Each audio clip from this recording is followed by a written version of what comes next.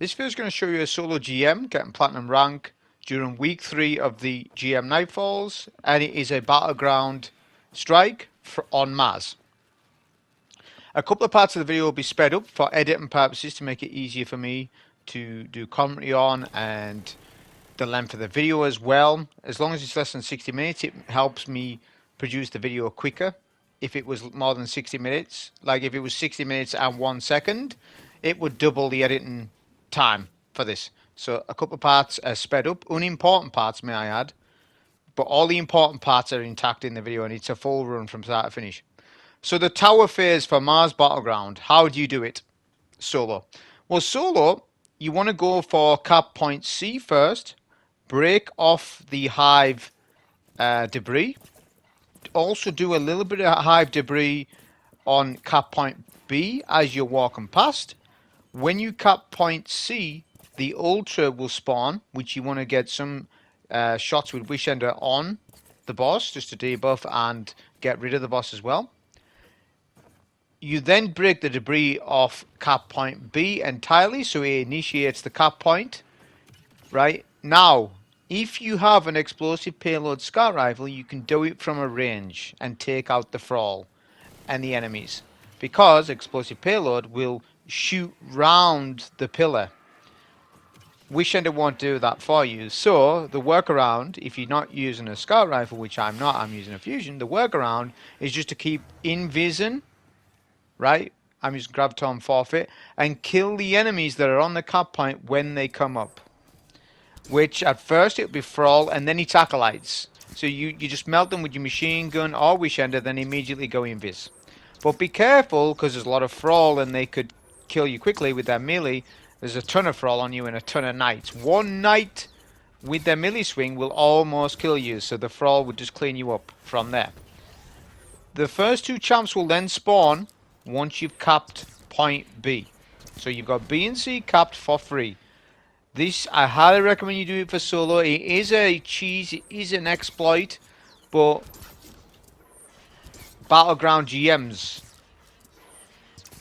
need I say more about them, right? So you may as well use this mini exploit, I suppose. All it's really doing, if I'm being honest, all it's really done is stop the taken enemy spawning on cap point C. That's all it's done. So really, you've only got C for free, but not B, unless you use a scout rifle. But I'll go into why I didn't run a scout rifle and why I ran a fusion rifle instead, because it is unstoppable fusion this season. If it wasn't, then I probably would have just ran a scout, or if it was unstoppable glaive, I probably would have ran a glaive. But that's not up. So with the champ spawns, right? So you want to focus the unstoppable first if you can. Fight where the trains are, or whatever you want to call this area, right?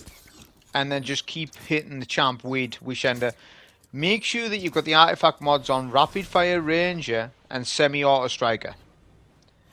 These two mods will allow you to get a debuff and a buff at the same time, meaning that Wishender does even more damage than what it would normally do.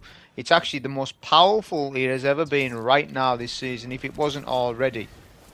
Because you need to put surges on your boots.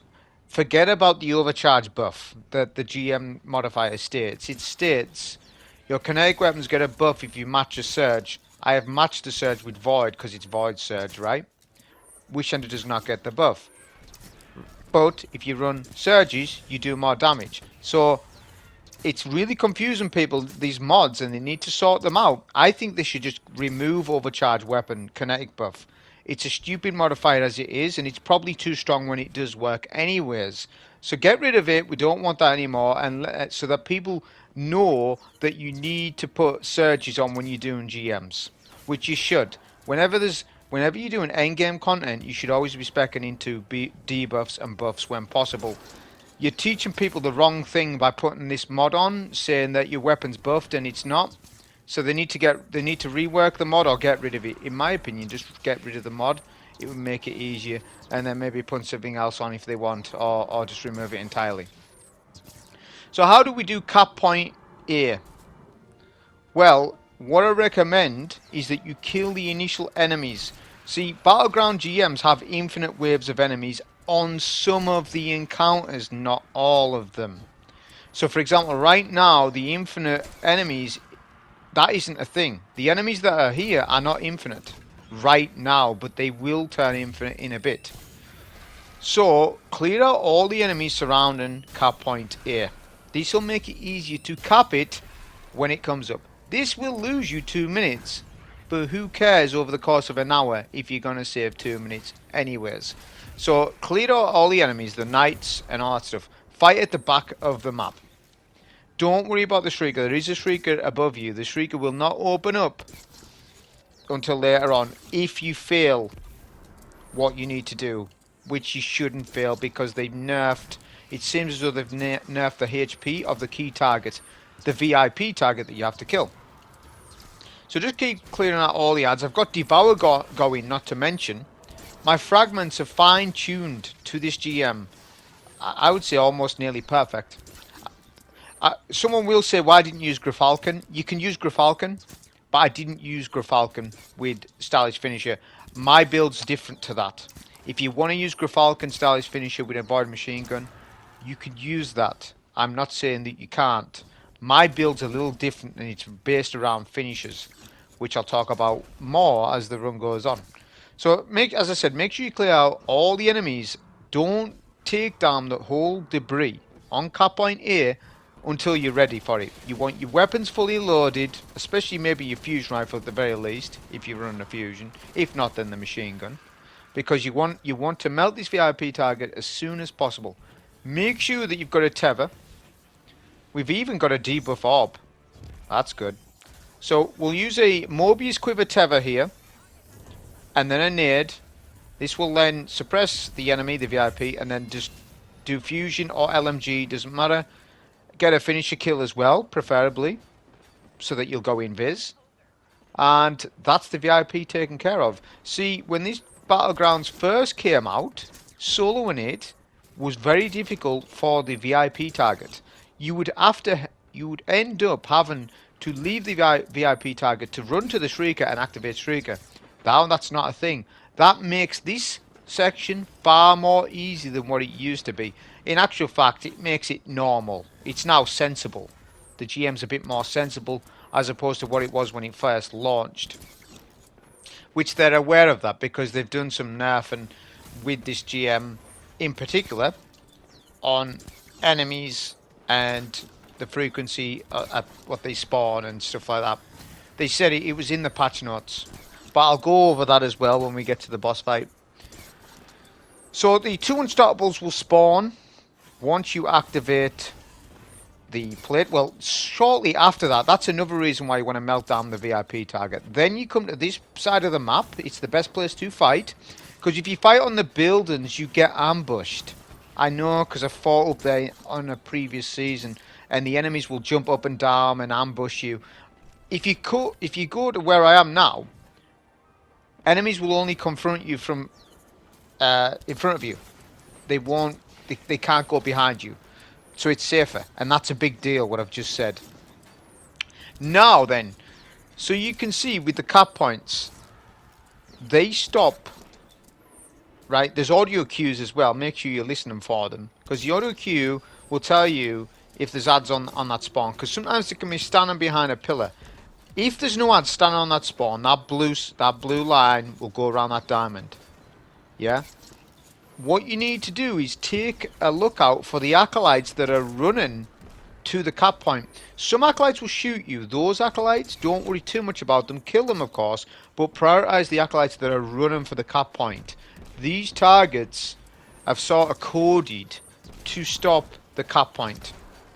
But some of the acolytes aren't coded in that way.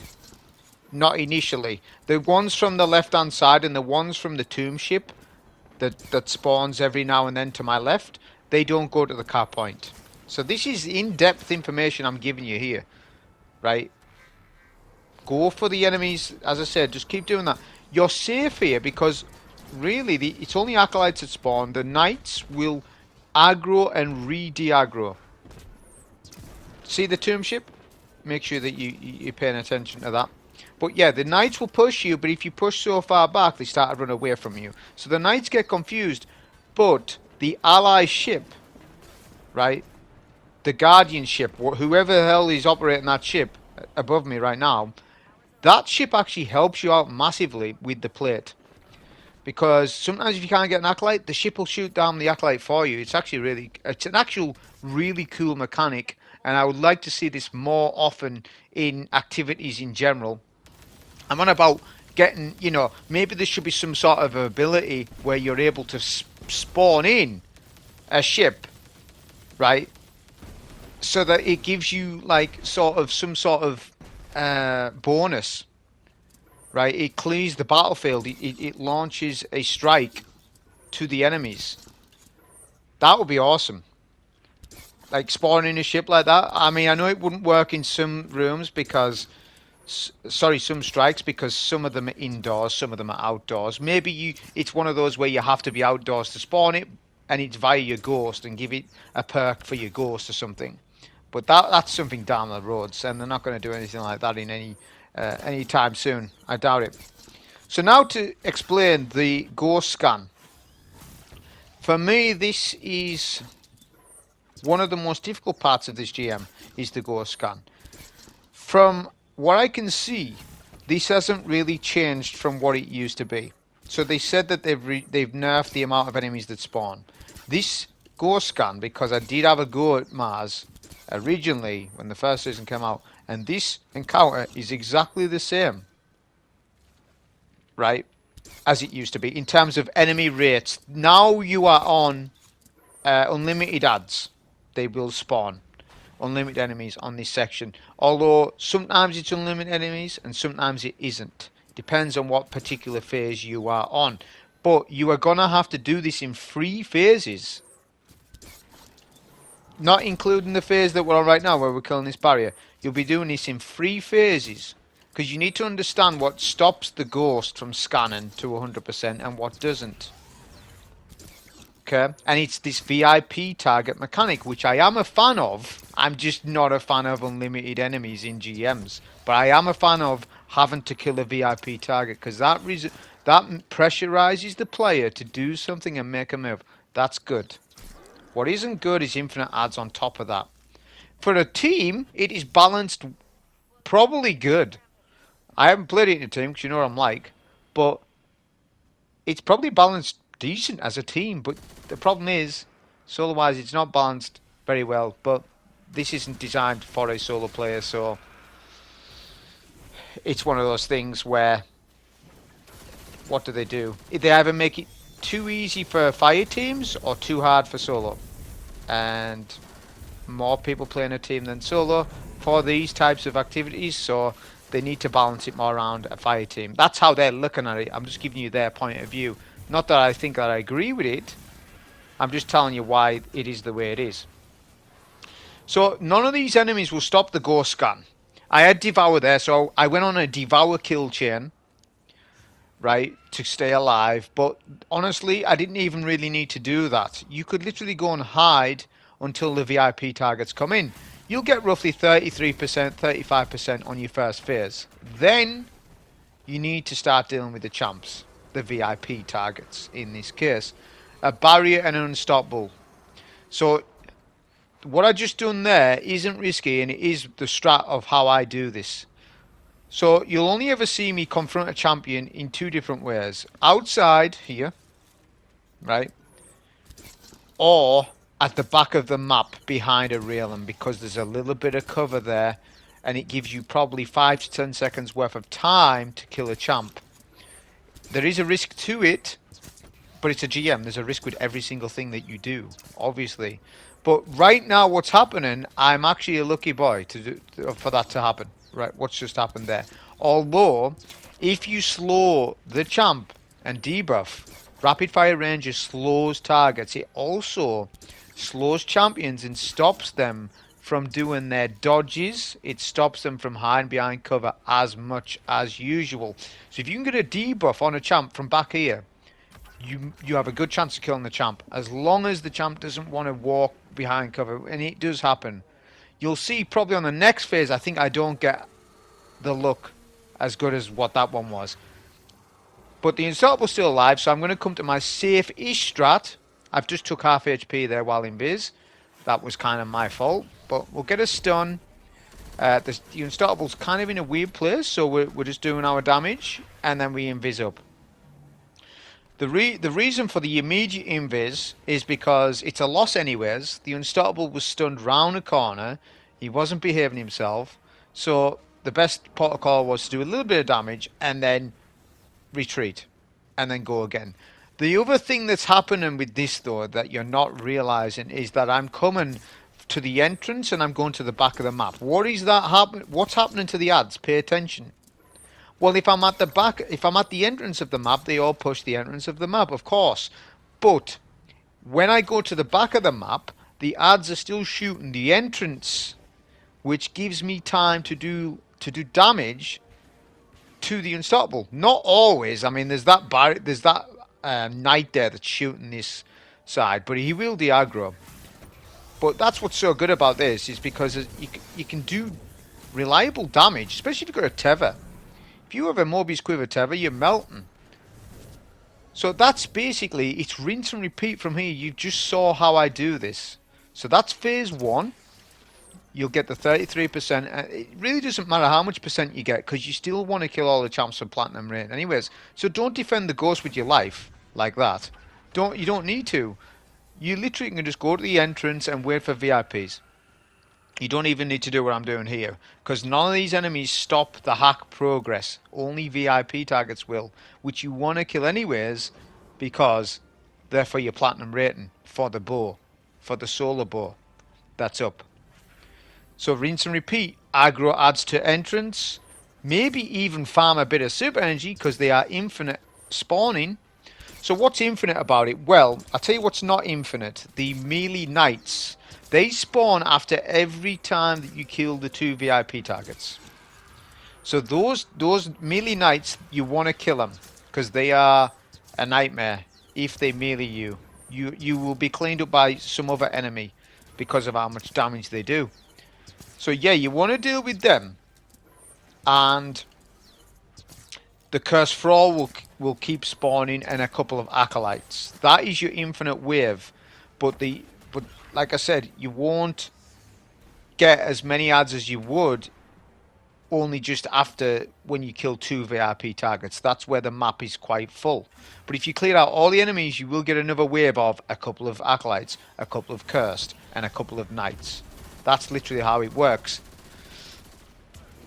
So notice this time on phase 2 of the ghost hack section, there's an Unstoppable, but then there's a knight, a VIP knight that is not a barrier, which is good for us because he's actually really easy to kill. I think they might have done some change where they reduced HP to VIP targets.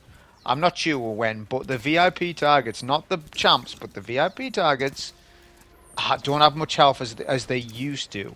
Or they probably have the correct amount of health now, shall we say. So here's our next wave, some Thrall enemies as well. When it gets too much like that, like I say, you need to back up and make sure that you're doing your strafe with your bow, with your wish ender.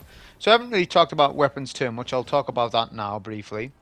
So wish ender's on because, as I said, it's the strongest it's ever been. Like it's been strong since they buffed it 3 or 4 seasons ago, whenever it was. But it's even stronger now because of the mods, the debuffs and the buffs. It one-shots almost every red bar. Well, it does. It one-shots red bar enemies, apart from wizards. It does massive damage to champions. It's barrier built within it. It is the meta for solo. For fire team, not as much. You don't need to run Wish Ender in a fire team. You might be better running something else in a fire team. Although somebody with Wish Ender in a fire team is always helpful to the group. But solo is the meta is different. Solo, for solo, you need an exotic primary to deal with the amount of enemies, the ad density in this GM. Osteos Trigger is a fantastic weapon, but it's not a champ mod this season. Which, if it was, I would love to use it, but it isn't. So what exotic primaries do well in the game? Well, Wishender, of course, Outbreak Perfected, Graviton Lance, but these are pulse rifles that I'm talking about. There is no pulse rifle mod. I wish there was. They should have done barrier pulse this season. I don't know why they didn't. We haven't had barrier pulse in a bit. Although I can't remember when we did last have it. But I would have loved to use Graviton Lance in this because of its buff. It's very good in PvE now. But the problem with it is it doesn't have any champ mods. There is volatile rounds, but that's too niche. The volatile rounds, like breaking a barrier shield with volatile. That means you've got to really concentrate for every single barrier to make sure you got volatile rounds up for what, 16 champs? Well, half of that's unstoppables. But you see my point. I just want barrier rounds for pulse rifles. But that isn't up. So we only have barrier auto rifle. There are no auto rifles that are good apart from Quicksilver Storm and Sweet Business on a Titan. That's your choices. There's no other good auto rifles. Imagine running an auto rifle in this. It would be terrible. It would slow the run down. All that would happen is, I could do it with an auto. All that would happen is the run would be amplified in time. We're looking at a 1 hour 40 run. Is someone going to watch a 1 hour 40 run of me running an auto rifle in this? Yeah, they're going to watch parts, but they're not going to watch enough of it for it to be worth my time to run the GM with a off-meta build anyways. It would take too much time and effort, and then there's more commentary for me to do. So Mars Battlegrounds isn't one that we redo over and over. It's not like that. It's you get your solo completion and you move on because of the way it's designed. Now you could do this with without Invis. You could do it without Invis now. Certainly. You'd need a good build though. You know, you could do a Well Radiance setup. You could do a Strand setup. There's ways and means of doing it. But I was just looking to get a video up. Right, I got this within 2 to 3 goes. Okay, 2 to 3 goes I got this run on this. And that was the main thing. My goal was to get the clear, get the video out earlier on in the week so that I can at least get some views. If I start trying to do Cerberus +1 solo GM on Mars, that's going to take me all week to complete. I'm over exaggerating, but it's going to take me a while to complete it. Yeah, and I'm just not looking. I wouldn't be looking forward to it. I'd rather just go and play another video game at that point. I wouldn't want to do it.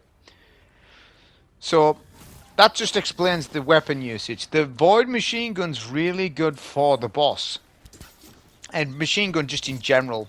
I would recommend either a machine gun, linear, or rocket. Rocket would be good in this. The reason being is because in Battleground GMs you get more heavy than usual because there's boxes. There is just seems to be an increased amount of heavy dropping on the floor when you do Battlegrounds.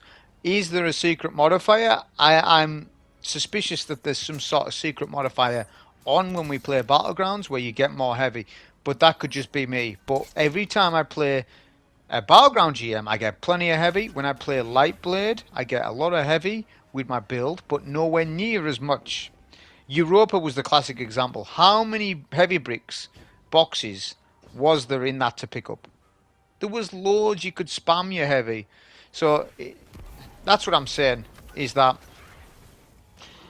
there's far more heavy dropping. So machine gun makes sense, in my opinion, because there's times when you might want to spam machine gun for quite a bit to survive, to clear ads efficiently. Because Wishend is really good at that as well, but so is a machine gun, of course. So we're going to take our chances to see if we can kill this barrier from a distance. I don't know if I do, because it's the first time we're watching it back. Look at where he's strafing. This doesn't look good. I'll be honest right now, my odds do not look good at killing this barrier. I've debuffed. Actually, I might get him now because I've debuffed. I missed a shot. That's unfortunate. Ads are pushing in middle now, though. So that might be a wash. I knew it was going to be a wash. Too many acolytes pushed up there, which I could have overcommitted to damage, which would have resulted in a death. Most of you would have died right there because you would have failed to recognize quick enough that it's too risky. Some people play far more passive and would have realised right away. See, there's more passive. There's players that are far more passive than other players. I'm sort of in between the scale of between aggressive and passive. I'm sort of in between. I'm not full on aggressive. I am if I can be. If I can be, I'm quite an aggressive player. But for the most part, I'm more passive nowadays, especially with the sandbox of the game. It depends what I'm doing. GMs, yes, I am passive, but an easier GM, not so much. I will try and run it quicker. But, you know, certain GMs like this, you know, patience is sort of a winning factor to make sure you get your first clear quicker. So that's literally the phase. Like you can see, I'm just rinsing and repeating. Whenever you get a tether, save it for the VIPs. Always save it for the VIPs, because that's notably when you need it. I got melee by the knight and hit in the back. That was close. So that was quite lucky. Our invisibility build is Graviton Forfeit with a tier 9 strength. I can get the tier 10 strength if I wanted. I just couldn't be bothered to piece all the armors together. I've got hundreds of pieces of armors, you must understand, in the vault with strength and this and all that. I could have done all that, but I'm not bothered. Tier 9 strength's good enough. Tier 9 discipline, tier 10 resilience. I like that split. What I didn't like about my armor split was the mobility less than tier 2. Which made me a little bit worried at the final boss. Because if you didn't know with Graviton Forfeit, it is very powerful, but when there's no enemies alive, the power of Graviton Forfeit goes down, because there's a modifier where if you're surrounded by enemies, you get more invisibility, you get more smoke energy back, the more enemies that are surrounded by you. But you need to ultimately kill these enemies, right? So the potency of it will go down, but this is where we'll substitute that invisibility weakness, if you like, with some fragments. So my fragments, this is very important, because as I say, all these fragments really link together, and I showed you at the start of the video. We've got Echo of Cessation, which gives you volatile. It attaches volatile to enemies when you get a finisher kill. Persistence increases the length of invisibility, which is required for this. You must put that on. Echo of Starvation, which is basically devour when you pick up Void Breach or Orbs, which is all the time.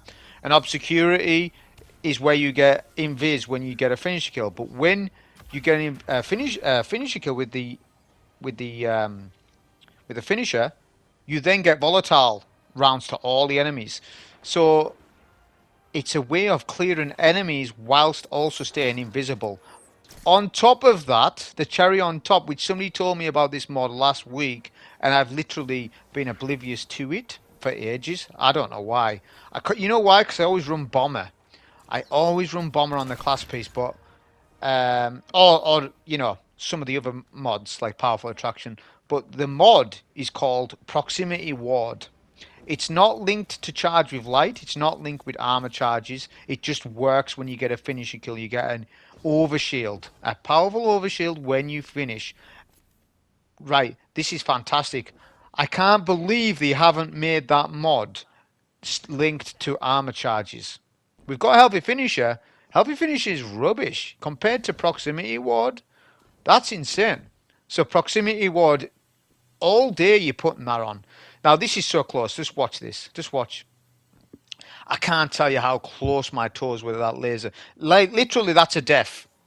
Just bear in mind those lasers will one-shot you, even on Hero. I think. Yeah, they do. They one-shot on Hero. So I'm going to speed up the footage here because this is just going past the tomb ships. Very easy to do. One thing to note, that when you're getting hit by the lasers, if you invis behind cover, the laser can't track you. But if the laser has already debuffed and tracked you, then you invis, you're still going to get tracked by the laser. So in short, invis behind cover, wait for debuff to go away. But other than that, that section is really easy to do. You should not be dying there. If you're dying there, you've just lost 20-30 minutes for no reason at all. For your stupidity. So just be careful. Like I said, take your time with it. So this is the cross the catwalk section. So like I said, I haven't got much experience with Mars Battleground, right? But I was sort of seeing with this section, what can we skip anything? Because the CP just says cross the catwalks. So I was wondering, right, if I kill most of the enemies and then the 2 barriers that spawn, can I just skip? The answer is you can't. You need to kill every single enemy for the door to open, unfortunately, but that's just how it is. But look, I can take out all the enemies from range very easily with Wishender. All the Arc Boomer Knights and stuff. Now the barriers sometimes push up and you can take them at the entrance, but they didn't for me because I made an error. Well, you're going to think it's not an error, but it is an error. I supered as they spawned in. This then killed most of the surrounding enemies round the barrier, but then this caused the 2 barriers to de-aggro to the back of the map, which means I can't deal with barriers from the entrance where it's safe. Because on my run previous to this, I didn't tether.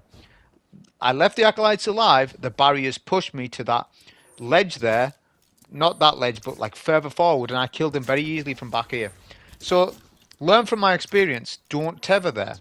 The better play would be to let the odds, don't touch the odds at all, come right back to the entrance. Then you can kill the barriers from a distance very easily. So now I've caused a problem trying to be fancy with a tether. I have to push up to these stairs and risk my life on trying to kill these barriers.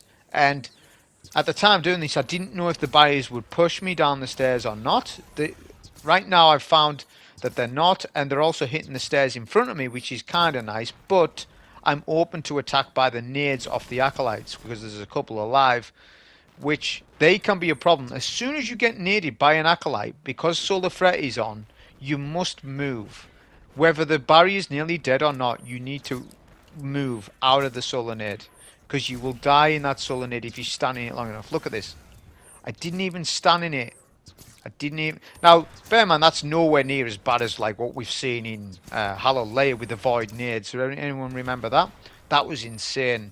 The amount of damage you took in Hollow Layer with Void Nades. So it's not to that level, but it's bad enough. So just make sure that you're stepping out of Solar Nades as soon as. That is the play to dodge. Don't overcommit to damage. That's the number one death I see people do in GMs. Even Fireteam player. I see people overcommit in Fireteam as well, because I've watched a couple of Fireteam runs. I'll see they're trying to overcommit their Well Radiance runs out at the boss. They're trying to do damage with Quicksilver Storm or whatever it is, and then there's too many ads surrounding them and they die. Not the game's fault, it was their fault, because they didn't analyze their area quick enough to know that they probably couldn't have survived there, or their Fireteam mates were spread out. That's just Fireteam tips, which I don't even know why I'm giving you that, but that's what I see. I see it time and time again because I do watch a lot of content. Sometimes I'll research my content. I'll research an activity before I run mine just to pick up a little tips. That might be because I can't get online. So rather than get online, I'll just watch someone else run it and I'll be able to analyze their footage for myself. I know it sounds a little selfish. It's not. It just means that I'm still learning even if I can't play the game. It's giving me a time gain. It means that when I do come on, I already know this stuff because I've analysed someone else's footage, and that's what I can do. That's what I'm good at doing. This section here with the PDT fragments and shooting down the whole rings, the high rings, I don't bother with it. Just fail the event. You get two champs when you fail it. Now I don't know this question, so I'm going to ask, but I tend to ask questions and people don't tend to answer them, which it does bother me. But my question is, if we pass this event, so if I shoot the 5 seals, do you get 4 champions at the boss or only 2? Because on Europa, if you failed the event, you would kill 1 barrier here and then 1 barrier at the boss. But if you pass the event, you would kill 2 barriers at the boss. Get it? So you kill a barrier sooner. So I'm just wondering if it's the same for this. Because if it is the same, you're better off failing it. You're better off failing it because then you've killed 2 champions before you get to the boss.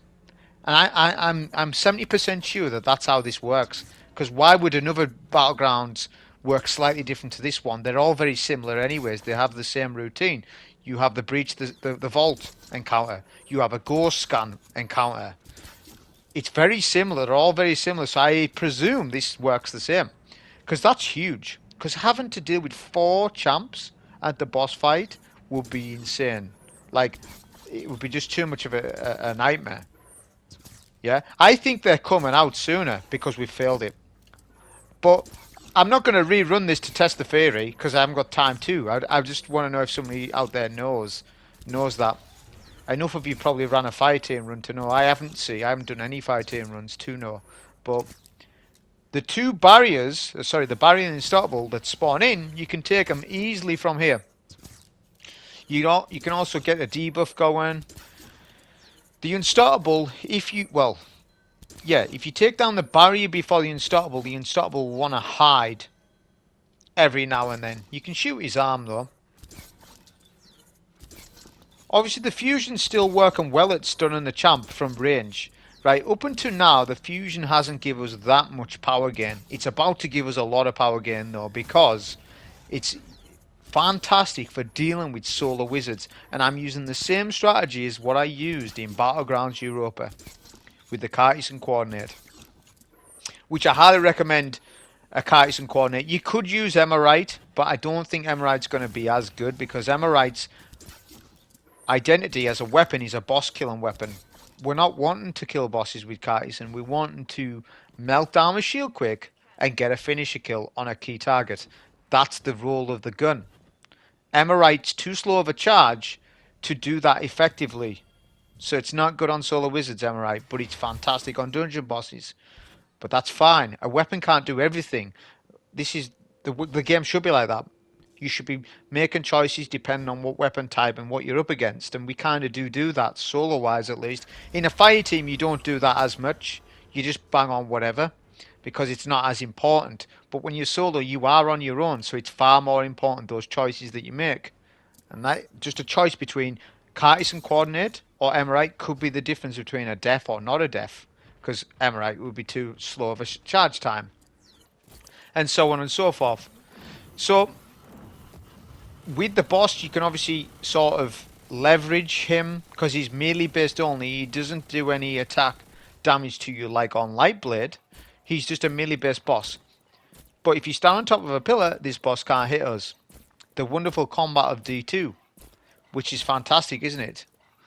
I don't know why I complain about it. I think the combat in this game is fantastic. Look at this.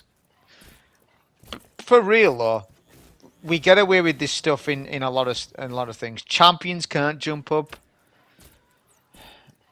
It is the way of the game. The combat in the game is old fashioned, and I've argued that for a long time.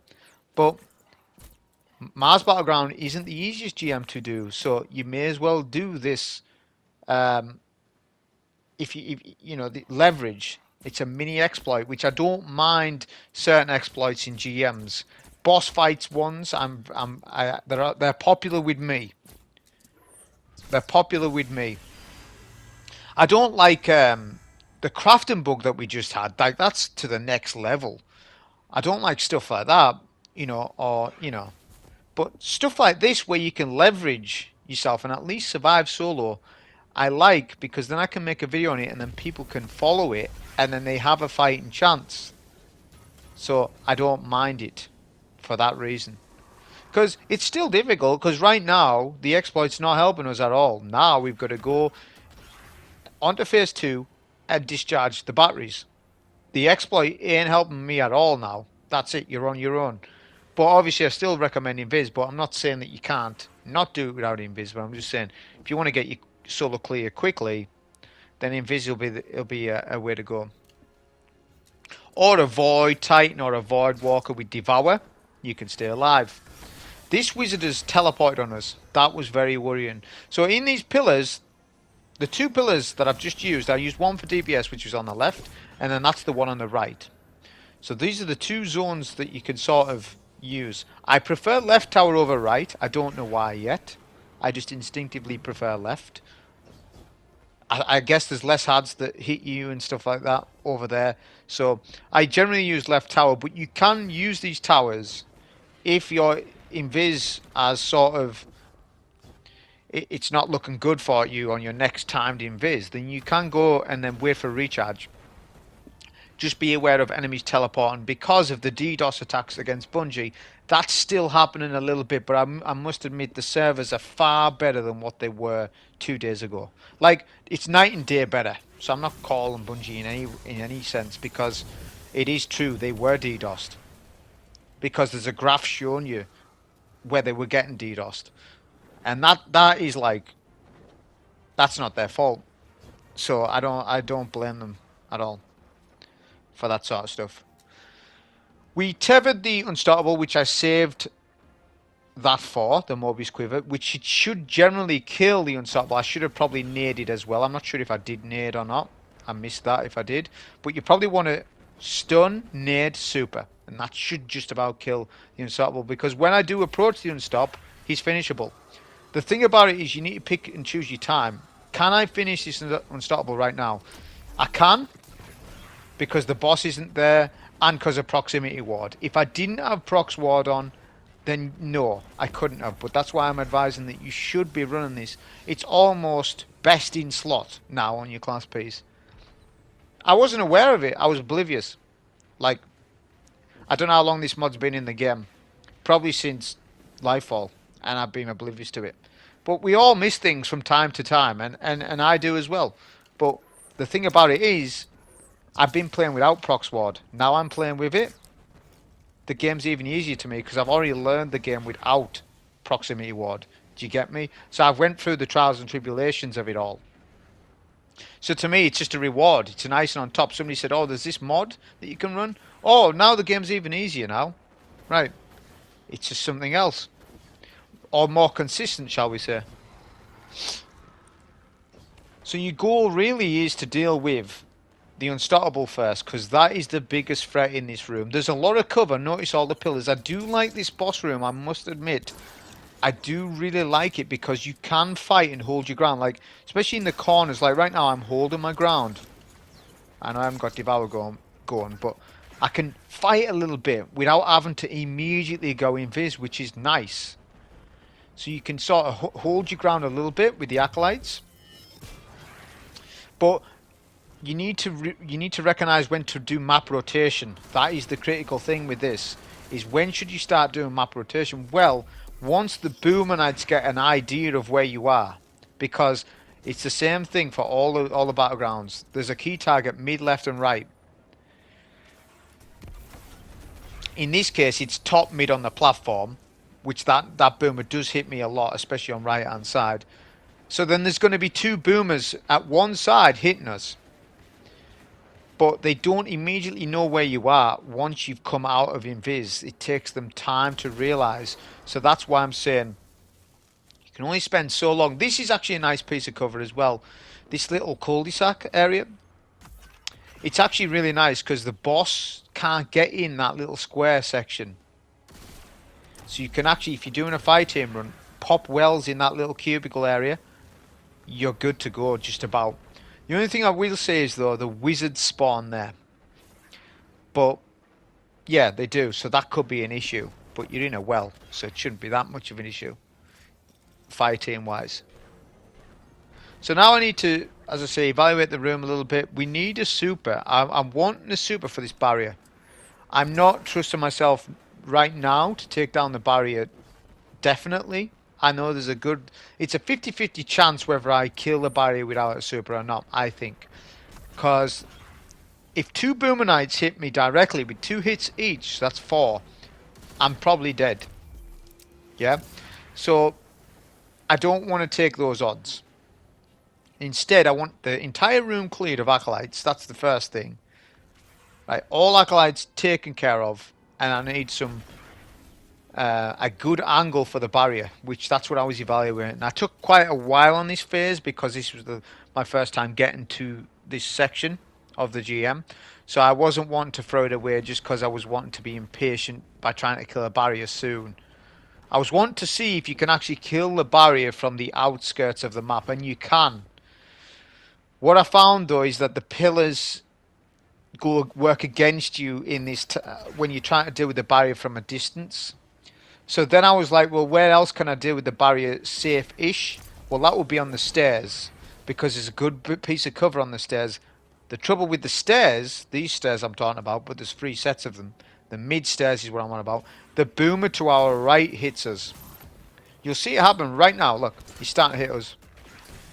As soon as I start to see that, invis, that's not the time. It's not our time to deal with it. So that's what I was saying exactly, is that it's no good us overcommitting there for no reason at all. And losing, as I say, 50 minutes for no reason. So I'm trying to see if you can get him from here, which you can sometimes position the barrier in such a way. And if you get a debuff off, then the barrier is going to be slowed, and then you can actually just kill barrier from here. But as I said, it's a little bit of a patience game. I think I prefer, as I say, with the tether. You need to as well evaluate where the boss is. The boss will slowly walk to you and then teleport. Right? The boss will then teleport and then go somewhere else on the map. But the boss can one-shot you still. So look at where the boss is. Exactly middle stairs. It's no good. So I need to wait a little bit just to see what I could do. I'm waiting for an opportunity where there's no ads behind us, the boomer hasn't really saw us, and then I can, because the barrier's prepped, which is good. What I mean by prep is, I mean that the barrier's almost shield breakable, which is ideally what you want. Because if you start trying to kill a barrier at full HP, you've just lost 3 seconds. You're going to say, well, 3 seconds is nothing. Well, no, it is, because that's 3 seconds under the line of fire of these boomer knights and stuff like that. So all those time saves that you can do where you prep your barrier in advance so that then you can immediately pop shield and then super. That action of me doing that means that I shouldn't die. Like right here. Boomers cannot see me. Boss is left. So I break shield immediately. Whip out the machine gun just in case. And then that's barrier killed. That was an example of me being patient enough to safely deal with the barrier. So we supered both champs, which I think is consistent. I think it's a good thing if you can. If you can get the barrier from an angle on the outskirts of the map, by all means do it. I just couldn't get that angle to work for me. We now need to deal with the Arc Knights for batteries. This is where my loadout is a little bit weak because my fusion's not Arc. The Arc fusion would have been better because it would get that shield explosion. It would then stun the barrier a little bit, not the barrier, the knight. Which, if you match a shield, it will stun an enemy, which is good. Alright, in this instance. But what's the worst? What's the real devil? Is it Arc Knights or Solar Wizards? Well, then you need to pick. What's more of a problem to you? I can guarantee you that the Wizards are more of a problem. Without a doubt. Like, look at this. We had an overshield. We've gotten melted. Nearly died to it. So that's an example of showing you that the Wizards are priority in this, not Knights. You do need to kill the Knights to get the batteries, but they're nowhere near as threatening as a Wizard. The Wizards are only red bar, which surprised me. I thought they were going to be orange bar. To be honest, that works in my favour. Good. Because what you need to understand is a red bar can be finished at 50% HP and an orange bar can be finished at a third, I think it's 20% HP or 10. So that difference between 10 to 50% is huge, right? So in actual fact, you can get one shot and sometimes go right for the finisher. So one shot with Cartesian and then immediately finisher. But generally it's 2 shots. So it's 2 shots, immediate finish.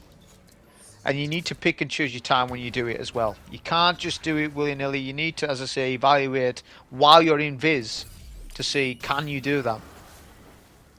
You'll see the Invis build working really well here with the volatile, because what it's doing is it's attaching those volatiles to other enemies and it's getting those finishable, so it's another opportunity to go Invis without me using my smoke.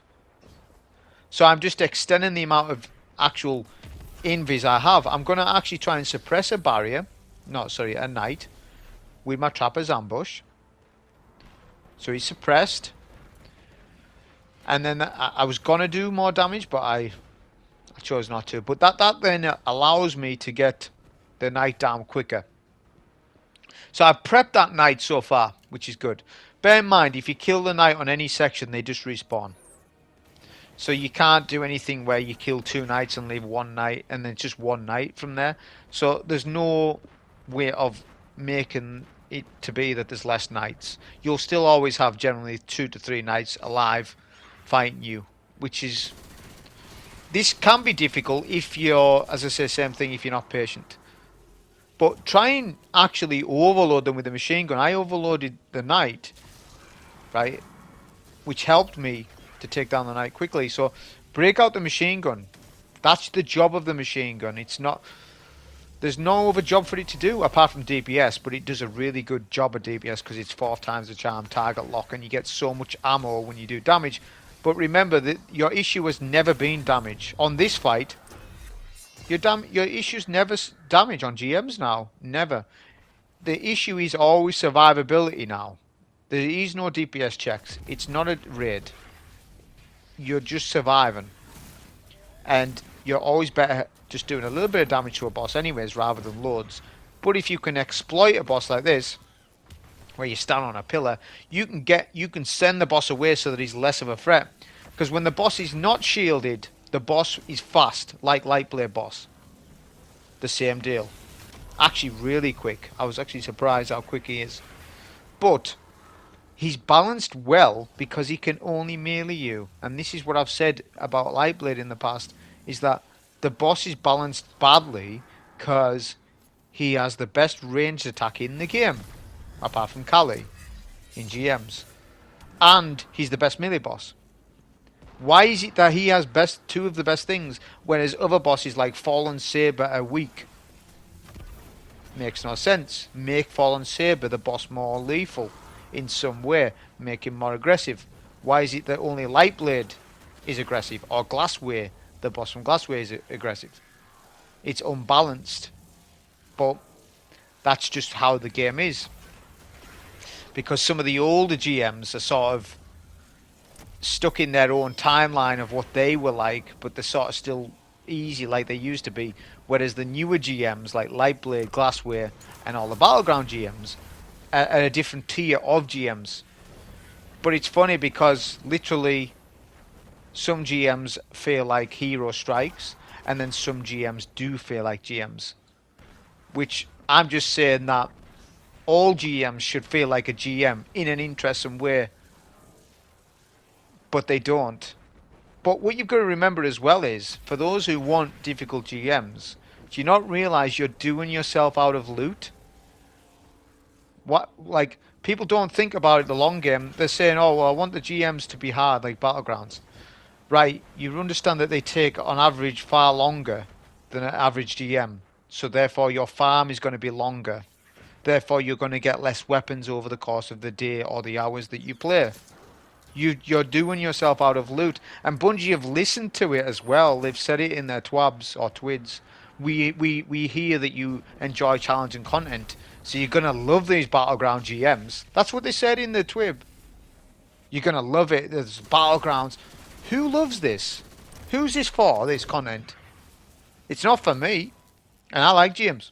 You know I like GMs. It's not for me, so who's it for exactly?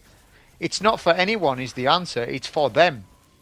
It's because Battlegrounds were put into the Strike playlist. It makes it convenient to them to make them as a GM and freshen the Conqueror sale up. Buy them some time until final shape, because that's what it's all about. Buy themselves some time until they can release their new strikes, and there better be at least 3 or 4 new strikes. Final shape, there's got to be, but there might only be 1. I think that'll be bad if there's only 1, because you need to understand is, if it's only 1 strike, that means it's only 1 new GM. That means the whole of next year, you're barely going to have any fresh new GMs. Therefore, the Conqueror sale will be exactly the same as it is now. So do you really want to just keep running the Conqueror sale as it is for the rest of your days? Because that's what Bungie will do it if you like it. If you keep playing it and it's high retention rates, they're just going to say, well, just keep going with it. It's good. People are playing it. We don't need to make new strikes. They're happy. But in reality, people aren't. They're happier because, especially this week, this GM feels a lot better than what it did. So they've done some balance and reworks. That's good. They've done some balance and reworks. But they need to go more with it. There needs to be some rule sets put in place with Battleground GMs so that there is not infinite enemies. But to counter that, they need to have it so that there's more enemy races in a strike, more than 2. There needs to be that every GM has at least all 3 champions available, Barrier, Overload, Unstop, and that there's 3 enemy races and multiple shields. There's other ways of increasing difficulty other than just having unlimited adds. Unlimited adds should not be a thing only in raids and dungeons, not in GMs, because the ideology of a GM is that it's a difficult strike that you need to do, right? But it's not something where it's hard mode. This isn't a hard mode activity. It's to get a clear in something, to get a themed Nightfall weapon. It's not to kill unlimited amounts of enemies. The GM Nightfall should be our outscore anyways. I don't know why it isn't. But imagine if it was, people would abuse that because there's infinite waves of enemies. But I'm just saying that should be part of Platinum rating. So Platinum rating should consist of all champions killed and a score of 170k plus, for example, on this GM. Each GM would be themed with a point score, and you've got to get over that point score to get the Platinum rating. I think that would be fair. But, as I said, remove this old mechanic of unlimited enemies all the time. Get rid of that, because that doesn't match the activity at all. And I don't know anyone who thinks that's good.